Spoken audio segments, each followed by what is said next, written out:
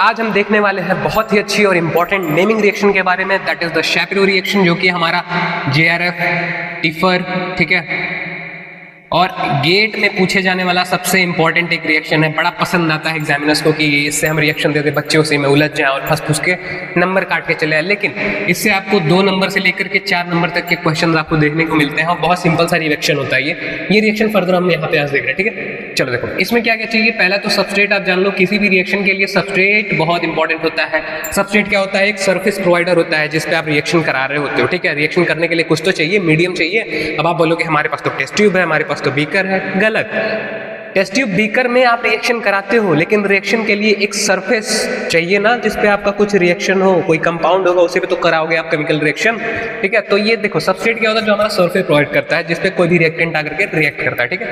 हमारा यहाँ पे सरफेस क्या होगा? हमारा यहाँ पे होगा कार्बोनिल कंपाउंड, ठीक है। ये कार्बोनिल कंपाउंड क्या हो सकता है? हमारा एल्डिहाइड हो सकता है, कीटोन हो सकता है, ठीक है, और कार्बोक्सिलिक एसिड वगैरह जो भी होते हैं वो हो जाएंगे। दूसरा ये क्या है कि ये एसाइक्लिक भी हो सकता है और दूसरा साइक्लिक भी हो सकता है, ठीक है, इस तरीके से। यानी कि वो साइक्लिक स्ट्रक्चर में भी पाया जा सकता है, एसाइक्लिक भी पाया जा सकता है, ठीक है। और दूसरा देखो यहाँ पे रिएक्टेंट कौन होगा, यानी रिएक्शन कौन फर्दर प्रोसीड कराने में बहुत अच्छा रोल प्ले करेगा, that is the tosyl hydrogen, ठीक है ना। ये होता है, ये क्या होता है? H2N.NH.TS, इसको बोलते हैं टोसाइल हाइड्रोजीन। इसका जो स्ट्रक्चर होता है वो कैसे होता है देख लीजिए। यहाँ पे इस तरीके से पूरा फुल स्ट्रक्चर बना देते हैं। H2N.NH डबल बॉन्ड O, यहाँ पे एक आपकी रहती है रिंग और इसके साथ CH3, this is the tosyl hydrogen, ठीक है। चलो अब फर्दर हमें और क्या चाहिए? तीसरी चीज हमें देखना है, यहाँ पे जो बेस है हमारा, ये कोई सा भी any organic base, any organic base. अच्छा देखो बेस के भी टाइप होते हैं, एक ऑर्गेनिक बेस होता है, दूसरा नॉर्मल बेस होता है। नॉर्मल बेसिस में आपके इनऑर्गेनिक वाले कंपाउंड जैसे सोडियम, पोटेशियम, लिथियम, ये सारी चीजें आती हैं।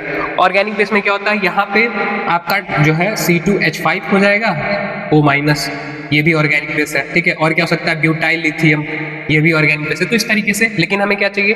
एनी ऑर्गेनिक बेस जो कि क्या हो? स्ट्रॉन्ग हो नेचर में। तो उसके लिए हम लोग क्या लेंगे यहाँ पे? BuLi, ब्यूटाइल लिथियम, ठीक है। ये बहुत स्ट्रॉन्ग होता है नेचर में अपने, ठीक है। अच्छा अब इसके बाद से इसके एक और क्राइटेरिया क्या है कि ये 2 मोल पर इक्विवेलेंट, ठीक है। इसका मतलब समझ पा रहे हो कि आपके बेस के 2 मॉलिक्यूल्स रहेंगे और आपके सबस्ट्रेट का केवल 1 मॉलिक्यूल रहेगा। समझ आया? ये आपका 1 मॉलिक्यूल तो आपका 2 मॉलिक्यूल, ये आपका 2 मॉलिक्यूल तो ये 4, अगर ये 4 तो ये 8, मतलब उससे दुगना होना चाहिए आपका ऑर्गेनिक बेस, ठीक है। चलो फर्दर फोर्थ थिंग क्या है कि हमारा इलेक्ट्रोफाइल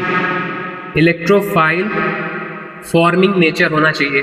किसका इलेक्ट्रोफाइल फॉर्मिंग नेचर होना चाहिए? हमारे कंपाउंड का। ये 4 चीजें इस रिएक्शन के लिए बहुत इंपॉर्टेंट है, तो इसका आप स्क्रीनशॉट ले लो कि शैपिरो रिएक्शन है और ये 4 चीजें हमारे लिए इंपॉर्टेंट है। क्या क्या चाहिए सबस्ट्रेट में? हमें कार्बोनिल कंपाउंड, एल्डिहाइड, कीटोन, कुछ भी हो सकता है, साइक्लिक या एसाइक्लिक नेचर में। रिएक्टेंट हमारा टोसाइल हाइड्रोजीन यहाँ पे रहेगा, जिसका शॉर्ट फॉर्म में इस तरीके से लिखते हैं और लॉन्ग फॉर्म में हम इस तरीके से इसको इंडिकेट करते हैं। बेस हमारा क्या होगा? एनी ऑर्गेनिक बेस जो कि स्ट्रॉन्ग नेचर में हो और उसका 2 मोल पर इक्विवेलेंट होना चाहिए, ठीक है, जैसे हमने ब्यूटाइल लिथियम ले लिया यहाँ पे।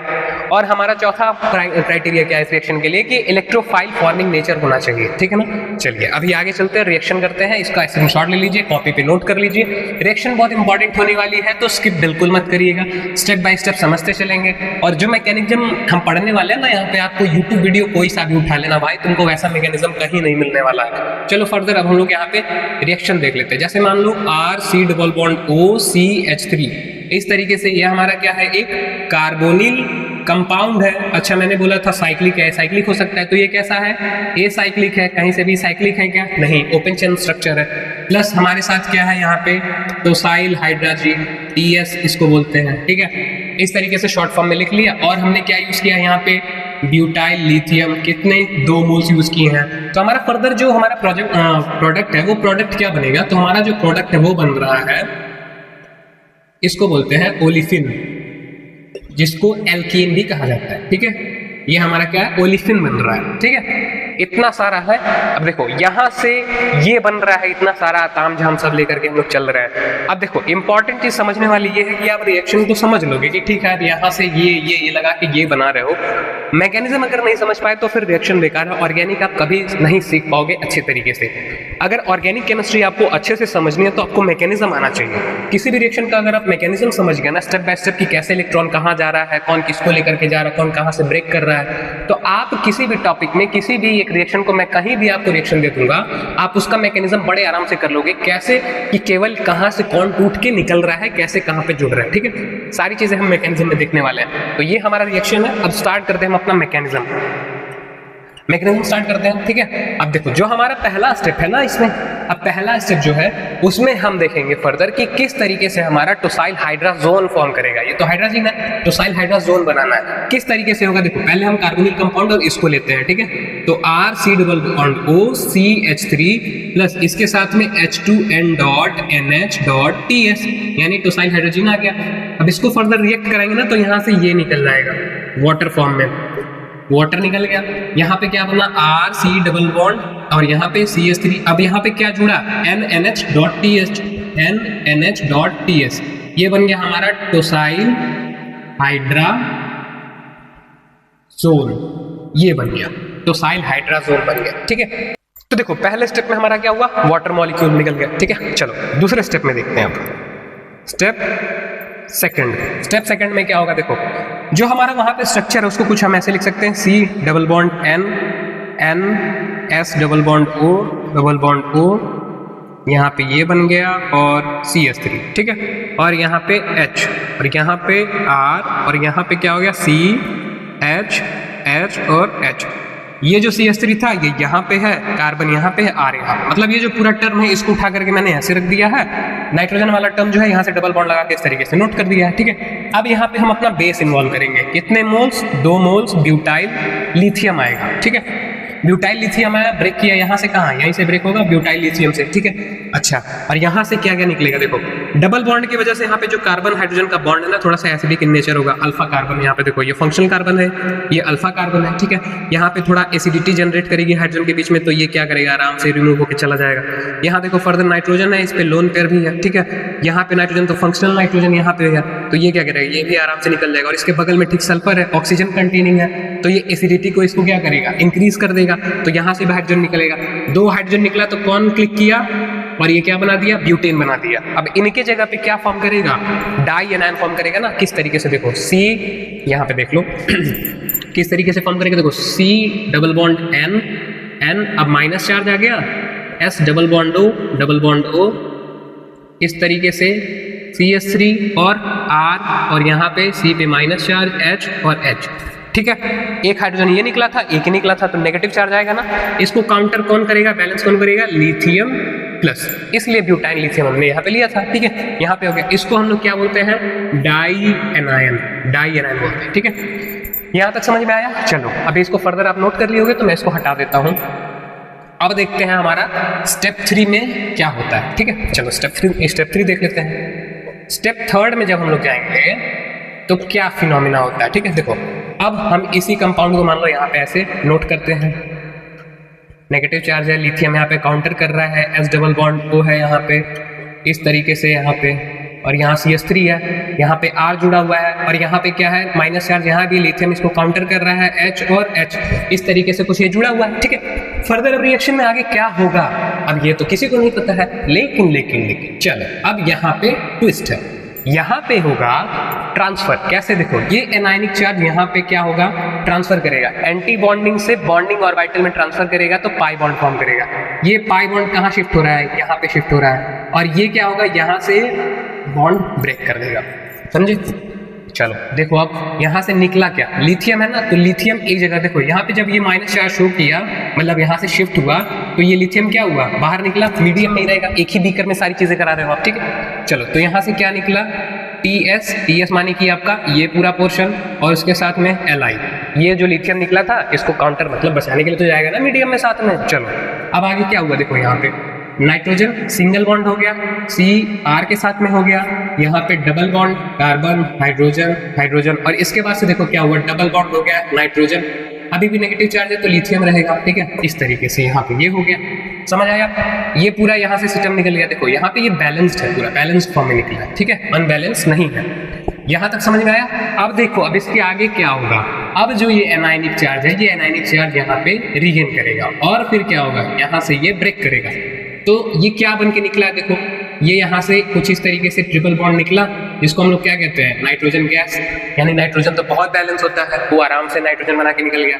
अब इस पे क्या आया, Rc पे नेगेटिव चार्ज, फिर डबल बॉन्ड CH2 और लिथियम इसको क्या करेगा, बैलेंस करेगा। इतना समझ आया। अगर इसको देखा जाए तो ये क्या बन रहा है, एक तरीके से RCl डबल बॉन्ड CH2, इसको बोलते हैं ऑर्गेनो लिथियम। ऑर्गेनो लिथियम कैसे है, ऑर्गेनो मतलब ऑर्गेनिक, यानी कार्बन कंटेनिंग कंपाउंड जिसके साथ कोई मेटल जुड़ा है, जैसे लिथियम। इसको हम लोग ऑर्गेनो मेटेलिक भी कहते हैं। ऑर्गेनो मेटेलिक कंपाउंड है, ऑर्गेनो लिथियम कंपाउंड हमारे यहाँ पे बना हुआ है। अच्छा, तीसरा स्टेप हो गया। अब चौथे स्टेप पे चलते हैं, देखते हैं चौथा स्टेप हमारा कैसे फॉर्म करता है, ठीक है। चलो चौथे स्टेप पे चलते हैं, स्टेप 4। स्टेप 4 बहुत ईजी है। अब जो हमारा ऑर्गेनो लिथियम फॉर्म किया हुआ है, ठीक है, इस तरीके से अब इसको हाइड्रोलिसिस हमारा यूज करेंगे, H3O+। अब इसमें बेसिकली क्या होता है, हमारा H+ और H2O हो जाता है, ठीक है। इस तरीके से रिएक्शन हो रही है हमारी, ठीक है। चलो H3O+ या H+, ये आया। यहाँ से क्या निकलेगा, LiOH लिथियम हाइड्रोक्साइड, यहाँ से ब्रेक करके निकलेगा और उसके जगह पे क्या आ जाएगा, RCH डबल बॉन्ड CH2। ये हमारा क्या बन गया, ओलेफिन, जिसको और भी क्या कह सकते हैं, एल्कीन। ये हमारी थी पूरी की पूरी शेफलर रिएक्शन। कितना इजी फॉर्मेट था, सिंपल सा सारा रिएक्शन हमारा हो गया। अगर रिएक्शन में कहीं समझने में समस्या हो रही होगी ना, थोड़ा सा वीडियो रिवाइज करना। जब उसको आप ध्यान से देखोगे ना कि कौन कहाँ से निकल रहा है, कहाँ पे कब शिफ्ट किया है, आप बहुत इजी तरीके से उसको समझ पाओगे, ठीक है। चलो, आई होप सो आपको ये रिएक्शन समझ में आया होगा। मैकेनिज्म इसका बहुत सॉर्टेड था, सिंपल सा था। अब आपके लिए मैं एक होमवर्क दे रहा हूँ, ठीक है, ये आप समझ गए होगे। तो चलो देखो, यहाँ पे डबल बॉन्ड O CH3, ये किस तरीके से दिख रहा है, ये पूरा सेक्शन मान लो R है, ये जो है, ठीक है। और उसके बाद से C डबल बॉन्ड O है और CH3, यानी कि ऊपर वाले में हम लोगों ने क्या किया था, एसाइक्लिक किया था, यहाँ पे मैं आपको साइक्लिक दे रहा हूँ, ठीक है। और इसके बाद से हमारा और क्या है, हमारा है आपका टोसाइल हाइड्रोजन NH2S और इसके साथ में ब्यूटाइल लिथियम वाटर मॉलिक्यूल। और अब जब रिएक्ट करा के हम प्रोडक्ट बना रहे हैं ना, तो प्रोडक्ट हमारा बन रहा है ये ओलेफिन का डेरिवेटिव, ओलेफिन डेरिवेटिव। तो ये रिएक्शन कैसे होगा, आप इसका मैकेनिज्म जरूर सॉल्व करना, ठीक है। मैंने ये भी बता दिया कि इसको रिएक्ट कराओगे तो ये बनेगा। ये अगर मैकेनिज्म आप समझ गए होगे ना, तो हूबहू सारा चीज वही सेम है, CH3 सेम है, ऑक्सीजन सेम है, सेम वही आप रिएक्शन कराओगे, यहाँ पे सेम वही हाइड्रोजन निकलेगा, यहाँ से भी सेम वही एनायनिक ट्रांसफर होगा, सारी चीजें सेम होंगी और आपका ये प्रोडक्ट बनेगा। तो इसको जरूर से आप सॉल्व करना। अगर नहीं होता है तो कोई दिक्कत नहीं है, फर्दर जब हम अगला रिएक्शन पढ़ने वाले होंगे ना, तो सबसे पहले उससे हम इसको मैकेनिज्म को सॉल्व करके पढ़ेंगे, ठीक है ना।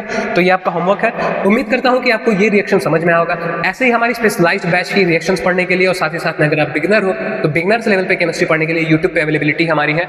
और यूट्यूब का हमारे नाम है पांडे ऑर्गेनिक्स। ये एक ऐसा यूट्यूब प्लेटफॉर्म है ना भाई कि जहां पे तुमको बिगिनर और एडवांस लेवल सारी चीजें बताई जाती है। अगर तुम एडवांस लेवल पे पढ़ रहे हो, लो तुम्हारे लिए एडवांस रिएक्शन है। अगर तुम बिगिनर्स पे पढ़ रहे हो तो तुम्हारे लिए बिगिनर्स के रिएक्शंस है। अगर तुम इंटरमीडिएट पे हो तो वह इंटरमीडिएट का भी मैं टॉपिक लाने वाला हूँ, ठीक है ना।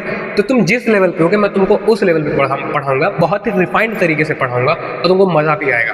तो सब्सक्राइब जरूर कर लेना, अपने दोस्तों में भेज देना जिसको केमिस्ट्री से बहुत ज्यादा डर लगता है, क्योंकि ये देखने के बाद से उसका डर छूमंतर हो जाएगा। और नीट वाले बच्चों, तुम्हारे लिए तो एकदम फ्री ऑफ कॉस्ट पढ़ा रहा हूँ भाई, तो तुम आओ, पढ़ो और कमेंट करो कि जो तुम्हें टॉपिक पढ़ना मैं वो टॉपिक तुम्हें पढ़ाऊंगा, ठीक है। Thank you so much for watching, bye.